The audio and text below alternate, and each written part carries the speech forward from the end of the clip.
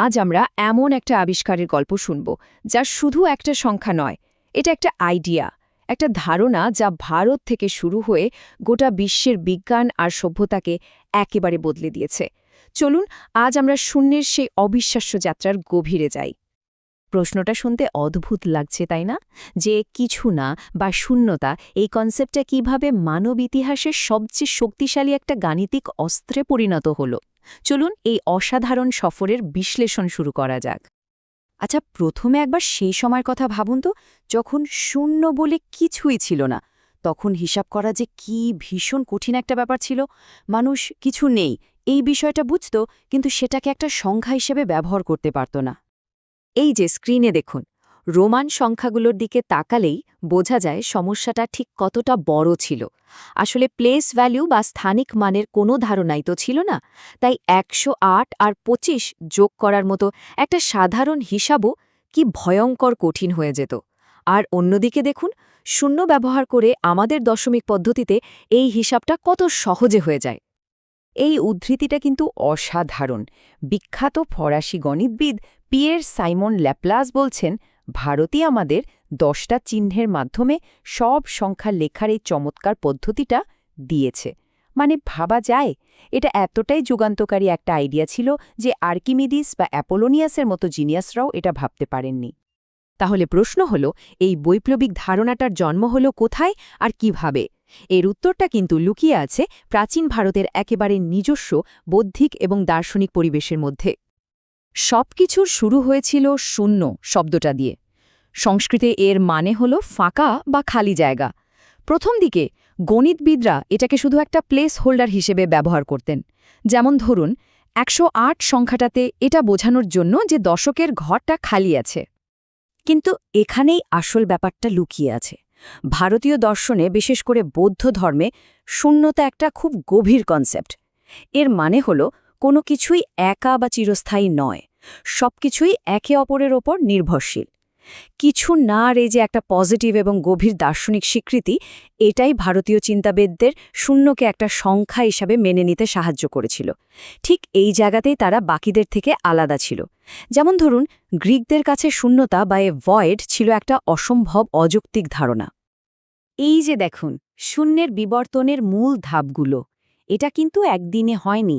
বৈদিক যুগে বড় সংখ্যার জন্য স্থানিক মানের ব্যবহার শুরু হয়। ৪৯৯ খ্রিস্টাব্দে আর্যভট্ট এটাকে আরও উন্নত করেন। এরপর আসল বিপ্লবটা আনেন ব্রহ্মগুপ্ত ৬২৮ খ্রিস্টাব্দে। আর ফাইনালি ৮৭৬ খ্রিস্টাব্দে আমরা শূন্যের প্রথম পাথুরে প্রমাণ পাই। সত্যি বলতে ব্রহ্মগুপ্তের অবদানকে ছোট করে দেখার কোনো উপায়ই নেই। তিনি প্রথম তার বই ব্রহ্মস্ফুট সিদ্ধান্তে শূন্যকে শুধু একটা খালি জায়গা না ভেবে একটা সত্যিকারের সংখ্যা হিসেবে প্রতিষ্ঠা করেন। আর তিনি এর নিয়মও তৈরি করে দেন, যে কোনো সংখ্যা থেকে সেই সংখ্যাটাকেই বিয়োগ করলে শূন্য হয়। এটা ছিল একটা বিশাল বড় বুদ্ধিবৃত্তিক লাভ। বলা যেতে পারে গণিতের জগতে শূন্যের আসল জন্ম এখানেই। আর এই হল সেই ঐতিহাসিক মুহূর্তের প্রমাণ। গোয়ালিয়রের চতুর্ভুজ মন্দিরের এই শিলালিপি ৮৭৬ খ্রিস্টাব্দের এই লিপিতেই আমরা প্রথমবার শূন্য চিহ্নটার ব্যবহার দেখতে পাই। মন্দিরের জন্য ২৭০ হস্ত লম্বা বাগান আর রোজ ৫০টা মালার প্রসাদের বিবরণে ২৭০ আর ৫০ সংখ্যায় এই শূন্য ব্যবহার করা হয়েছে। এটাই শূন্যের সবচেয়ে পুরনো ভৌত প্রমাণ যা আমরা খুঁজে পেয়েছি।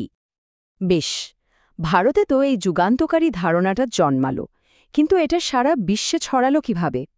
এটাও কিন্তু জ্ঞান বিনিময়ের এক লম্বা আর খুব আকর্ষণীয় এক যাত্রা। সপ্তম শতাব্দীর মধ্যে ভারতে শূন্যের ধারণাটা পুরোপুরি তৈরি হয়ে যায়। এরপর এটা আরব দুনিয়ায় পৌঁছায়, যেখানে পারস্যের পণ্ডিত আল খোয়ারিজমি এটা নিয়ে দারুণ কাজ করেন। এর অনেক পরে, প্রায় ১২০০ খ্রিস্টাব্দে, ফিবোনাচির হাত ধরে এটা ইউরোপে পরিচিতি পায় এবং তারপর ধীরে ধীরে গোটা বিশ্বের গণিতের ভাষা হয়ে ওঠে। এখন এই ব্যাপারটা কিন্তু খুব ইন্টারেস্টিং। আল খোয়ারিজমি ভারতীয় সংখ্যা পদ্ধতিটা শুধু সাধারণ হিসেবের জন্য ব্যবহার করেননি, তিনি এটা দিয়ে সমীকরণের জ্যামিতিক প্রমাণ তৈরি করেছিলেন। আসলে শূন্য আর দশমিক পদ্ধতির শক্তিকে কাজে লাগিয়েই তিনি গণিতের একটা নতুন শাখার ভিত্তি তৈরি করেন, যা আজ আমরা বীজগণিত বা অ্যালজেব্রা নামে চিনি। আর এখানে আরও একটা মজার তথ্য আছে।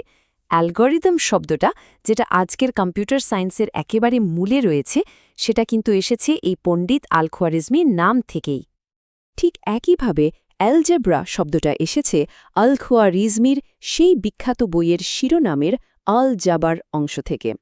তো পরিষ্কারভাবেই বোঝা যাচ্ছে ভারতের এই একটা মাত্র গাণিতিক আবিষ্কার জ্ঞানের কতগুলো নতুন দরজা খুলে দিয়েছিল।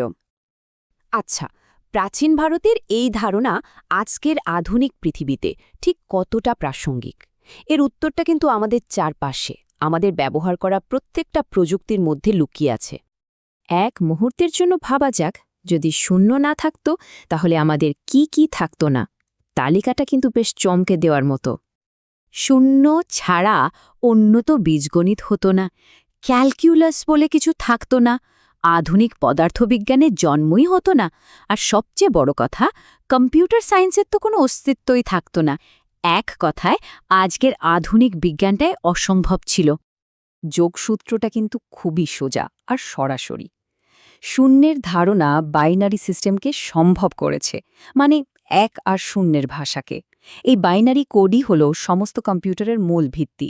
আর তার ফল, আমাদের হাতে থাকা স্মার্টফোন থেকে শুরু করে মহাকাশযান পর্যন্ত সব কিছুই চলছে সেই প্রাচীন ভারতীয় ধারণার উপর ভর করে। সুতরাং এটা বলা মোটেও বাড়িয়ে বলা হবে না যে প্রাচীন ভারতের ওই একটা মাত্র ধারণা, শূন্য, আমাদের আজকের গোটা ডিজিটাল দুনিয়ার ভিতটা তৈরি করে দিয়েছে। এই বিশ্লেষণ শেষে একটা প্রশ্ন ভাবার জন্য রইল। আজকের এই ডিজিটাল যুগে শূন্য না থাকলে কোন প্রযুক্তিটা সবচেয়ে বেশি অকেজো হয়ে পড়ত বলে মনে হয়? ভাবার মতো প্রশ্ন, তাই না?